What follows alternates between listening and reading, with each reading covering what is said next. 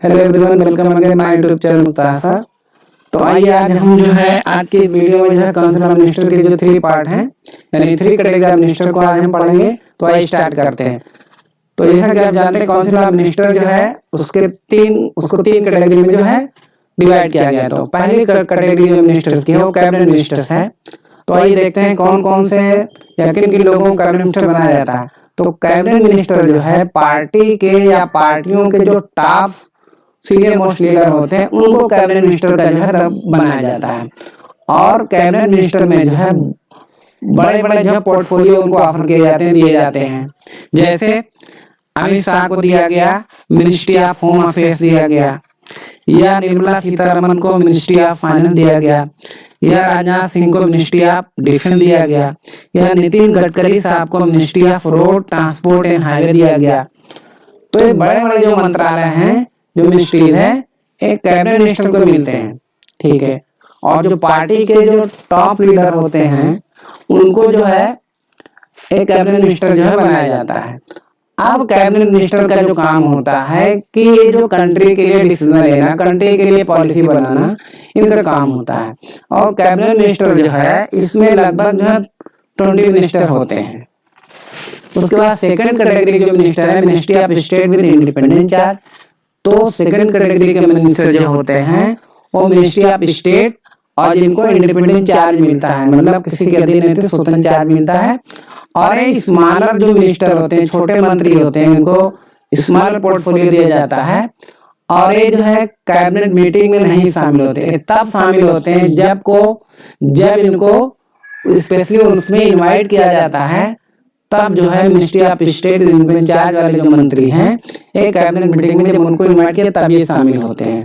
Third category के जो ministers हैं वो मिनिस्टर्स ऑफ स्टेट हैं।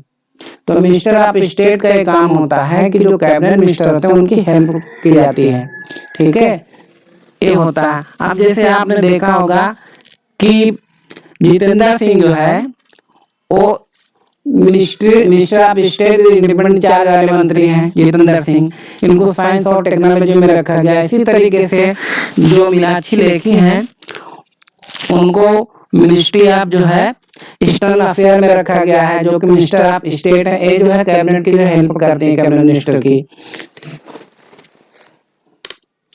इसी तरीके से आप देखते हैं हम function of council of minister देखते हैं कि काउंसिल ऑफ मिनिस्टर के क्या क्या फंक्शन होते हैं। तो council of minister form the internal external policy of the country. तो देश के इंटरनल और एक्सटर्नल दोनों पॉलिसी जो है काउंसिल ऑफ मिनिस्टर ही बनाती है। Annual budget of the central government is prepared by the council of minister. जो वार्षिक बजट होता है भारत सरकार का उसको जो है council of minister he prepare करते हैं और पार्लियामेंट के अंदर उसको पेश करते हैं उसको पास कराने के लिए। थर्ड है all the appointment of key officer of the government are made by the president on the advice of the council of minister. मतलब काउंसिल ऑफ मिनिस्टर की सलाह से ही प्रेसिडेंट जो है ना वो सरकार के जो मेन जो अधिकारी है उनकी नियुक्ति राष्ट्रपति करता है काउंसिल ऑफ मिनिस्टर की सलाह से, ठीक है। Ambassador to foreign state are appointed by the president on the advice of council of minister. यानी विदेशों में जो हमारे राजदूत हैं उनकी नियुक्ति भी काउंसिल ऑफ मिनिस्टर की सलाह से ही प्रेसिडेंट करता है। तो ये कुछ फंक्शन थे काउंसिल ऑफ मिनिस्टर के।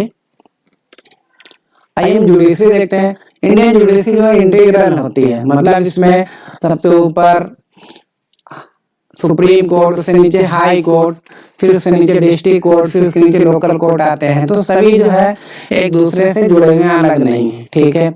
इंडिया है integrated judiciary. It means supreme court control the judicial administration in the country. यानी जो अपेक्स पे जो सुप्रीम कोर्ट है सबसे ऊपर, वो जो है कंट्री के अंदर जो जुडिशियल एडमिनिस्ट्रेशन है उसको कंट्रोल करता है। It decision binding on all other court of the country. और इसके डिसीजन को सभी लोगों को मानना पड़ता है। It can take any dispute. Supreme Court जो है ना कंट्री के जो सिटीजन के बीच जो डिस्प्यूट होता है उसकी सुनवाई करता है, या स्टेट गवर्नमेंट दो या दो से ज्यादा स्टेट गवर्नमेंट के बीच के जो डिस्प्यूट होता है उसकी सुनवाई करता है। Between government at union state यानी सेंट्रल स्टेट गवर्नमेंट के अगर बीच कोई डिस्प्यूट है तो उसकी सुनवाई करता है। It is the highest court of appeal in civil and criminal cases. अब थोड़ा सा हम सिविल और क्रिमिनल केसेस को जानते हैं। जैसे मान लीजिए हमारी एक दुकान है, उस पर कोई जो है कब्जा कर लिया, उसको नहीं छोड़ा, तो किस केस में? सिविल केस में आएगा।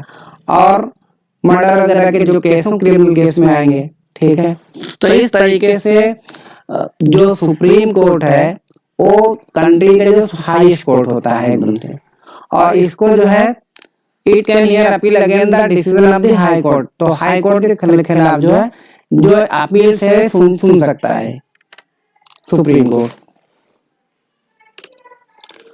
आइए अब देख लेते हैं कि हाई कोर्ट और सुप्रीम कोर्ट के जजों का अपॉइंटमेंट किस तरीके से होता है। तो सुप्रीम कोर्ट और हाई कोर्ट के जो जजेस हैं उनकी नियुक्त प्रेसिडेंट करता है। किसकी सहायता से करता है, किसकी हेल्प से करता है, किसकी? तो advise the PM and consultation with chief Justice of India. तो हाई कोर्ट या सुप्रीम कोर्ट के जो जजेस हैं उनका अपॉइंटमेंट जो है प्रेसिडेंट ऑफ इंडिया करता है, वो चीफ जस्टिस और पीएम की जो है सलाह मशवरे से करता है।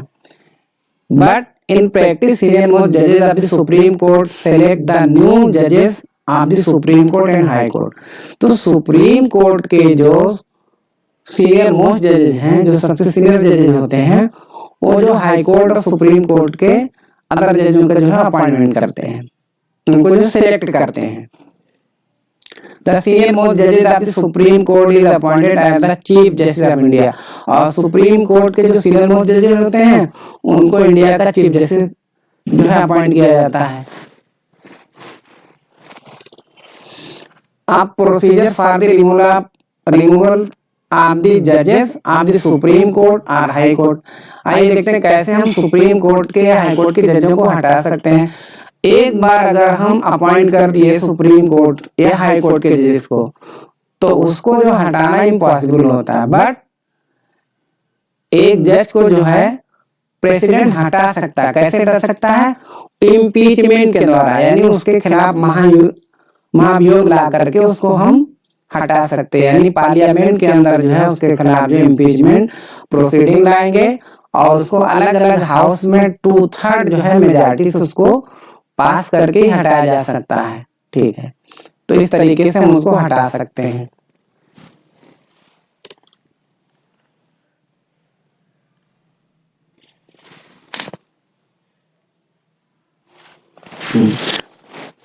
Independence of judiciary. आइए देखिए, जुडिशरी जो है इसका क्या मतलब होता है? We mean that judiciary should not be under the control of influence of any individual authority. Independent judiciary का मतलब है कि जुडिशरी पर जो है किसी अथॉरिटी या किसी इंडिविजुअल का जो है इन्फ्लुएंस नहीं होना चाहिए। अगर किसी अथॉरिटी के या गवर्नमेंट के दबाव में अगर जुडिशरी है तो सही जो है वो फैसला नहीं कर पाएगी, इसलिए जुडिशरी को इंडिपेंडेंस होना चाहिए। ठीक है, आइए हम देखते हैं कौन कौन से इंडियन कॉन्स्टिट्यूशन में प्रोविजन बनाए गए हैं जिसकी वजह से इंडियन जुडिशरी जो है इंडिपेंडेंट है। तो in Indian constitution the following provision have been made to keep the जजेस of Supreme Court High Court independent. तो हाई कोर्ट और सुप्रीम कोर्ट के जज इंडिपेंडेंट हो किसी अथॉरिटी के दबाव में, इसके लिए कुछ प्रोविजन बनाए गए हैं। इन इंडिया जजेस of Supreme court and high court are appointed by the president in consultation with the Chief Justice of India and other जजेस। तो हाई कोर्ट और सुप्रीम कोर्ट के जजों की जो नियुक्त है वो चीफ जस्टिस ऑफ इंडिया और अदर जजेस के जो है राय मशवरे से प्रेसिडेंट ऑफ इंडिया जो है उनकी नियुक्ति करता है। ठीक है, तो एक तो ये प्रोविजन है, जब चीफ जस्टिस प्रेसिडेंट करेगा तो कोई उस पर दबाव नहीं मिलेगा। उसके बाद सेकंड है, ए जज of Supreme Court High Court can be remove by the president only when a resolution of impeachment had been pass again by both house of parliament by 2/3 majority in each case. अब उसको हटाना हो तो कोई हटा नहीं सकता, उसको हटाने के लिए पार्लियामेंट के अलग अलग हाउस में इम्पीचमेंट लाना होगा, तभी उसको प्रेसिडेंट हटा सकता है। तो ये भी एक जो है डिफिकल्ट जो है प्रोविजंस है। ठीक है, तो जजेस of Supreme court and high court get good salary, और सुप्रीम कोर्ट हाई कोर्ट को जजेस की जो है बहुत ज्यादा अच्छी सैलरी होती है ताकि उनको कोई लालच वगैरह ना रहे इधर से। तो इस तरीके से हमारी जो इंडियन जुडिशरी है वो इंडिपेंडेंट बनाती है सब प्रोविजन।